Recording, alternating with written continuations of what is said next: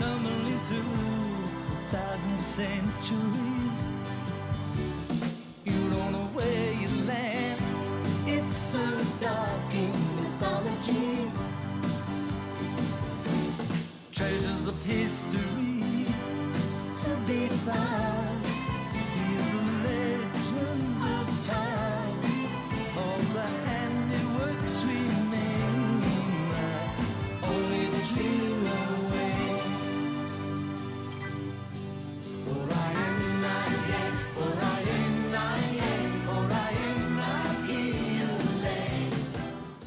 Hi, I've decided to take a break from hating New Who and instead concentrate on Classic Who.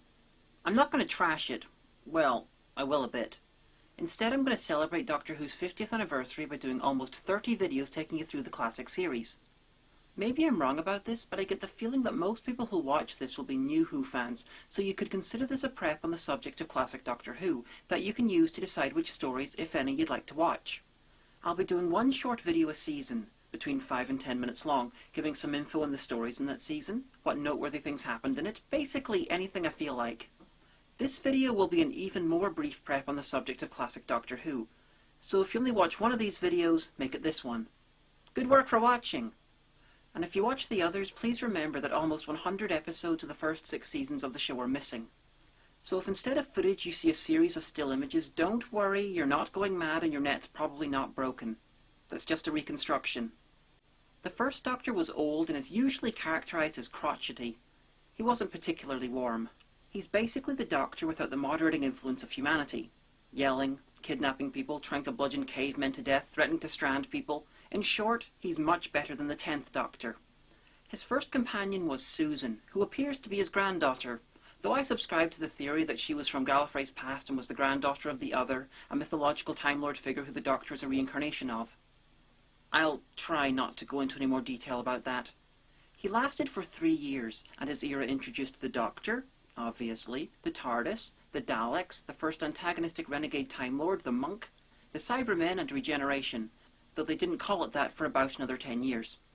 If you want to see one or two of his stories, I'd suggest the first episode of An Unearthly Child, and either the Aztecs or the Time Meddler. They're my personal favourites. The second Doctor was the first to be overtly comedic. He was a funny little man, totally unthreatening and acting more like a big kid, but at the same time using all that to hide a mind like a steel trap. He's mine, Peter Davison, Colin Baker and Matt Smith's favourite Doctor. And honestly, characterisation-wise, most of the Doctors that followed owe more to the second Doctor than they do to the first. He was the first truly eccentric and funny Doctor. He lasted for 3 seasons, and his era introduced My Favourite Companion, Jamie, the Sonic Screwdriver, the Doctor's love of jelly babies, the Macra, the Great Intelligence, the Brigadier, Unit, the Ice Warriors, and the Time Lords themselves, as a group. If you only want to see 1 or 2 of his, I'd suggest The Mind Robber and the last episode of the War Games. The third Doctor spent much of his life trapped on Earth and assisting Unit with the alien invasion of the week. Well, the alien invasion of the story. The show was retooled from the usual Doctor plus companion or 2 drop into a place and have fun, to having a larger recurring cast, a home base, and even the occasional overarching plot. The third Doctor was suave, energetic, and the closest thing to classically heroic he's ever been. He drove fast cars, and a fast flying car, and knew martial arts, and because it was the 70s, he did so while dressing like a white, upper-class English Jimi Hendrix. He lasted for 5 seasons, and his era introduced the Autons, the Silurians, the Master, the most famous companion in the show's history, Sarah Jane Smith, the Sontarans, the name of Gallifrey, and the term regeneration. If you want to see one of his stories, then I suggest Inferno, but be warned, it has the worst-looking monsters ever seen in a great Doctor Who story. At least until the caves of Androzani's magma monster happened. The fourth Doctor is, bar none, the most famous incarnation of the Doctor. Sure, nowadays people might think of a spiky hairdo and a brown pinstripe suit when they think of the Doctor, but when Tennant's been the most famous for 40 straight years, then I'll amend my opinion. 10 might rule the pop culture roost right now, but he's a lot of catching up to do to rival 4. 4 was weird. That's the best way to describe him. Weird. He was also easily the least human incarnation. He hated authority and would do almost anything in his power to defy it. He's the favourite Doctor of Nash, David Tennant and SF Debris. His was less one single era and more like 3 of them.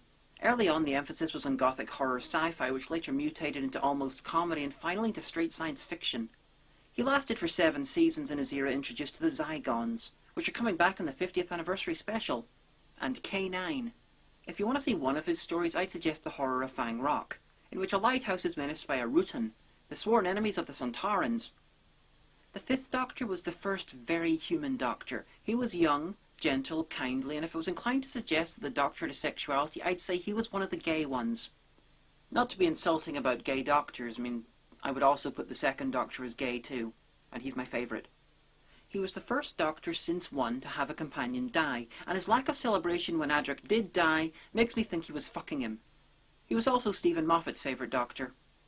5 was unguarded and open. He didn't pretend to be harmless to lull adversaries into a false sense of security. He was just mostly harmless.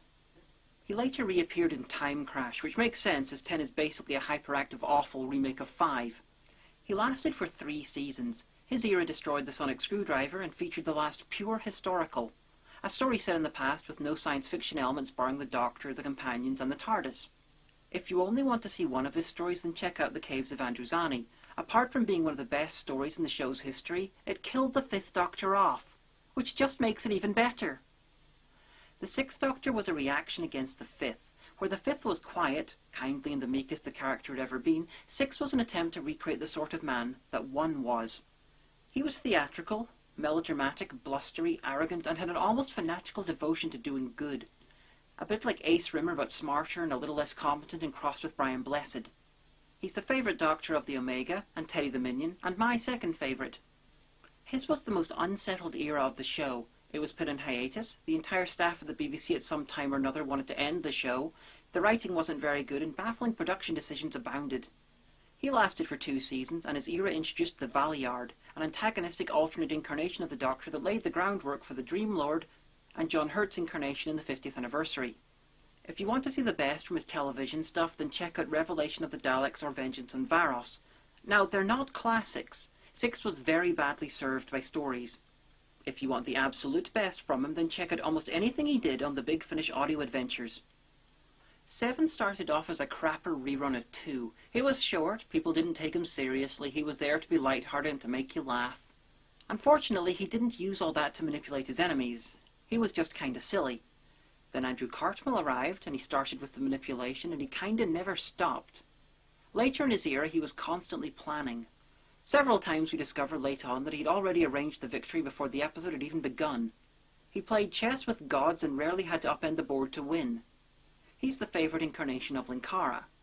He was the final Doctor of the classic series. He lasted for 3 seasons, and his era introduced the idea of having an ordinary working-class teen from London as a companion, an idea later on reused with Rose. So now you know who to blame. If you want to see some of his good ones, then check out The Curse of Fenric for some classic World War II set sea vampires from the future. And if you want something good but nearly incomprehensible, check out Ghostlight. Now, I'm not going to include 8 in my series. His movie is an island between Classic and New Who, and while if I'm forced to put him somewhere, I normally stick him in Classic Who, I'm not being forced, so I'm not going to include him. His movie would be a good place for anyone familiar with the new series to start with Older Who, as in many ways it set the template for the new series. Just be warned that the gorgeous production values aside, it's not very good and semi-frequently makes no fucking sense.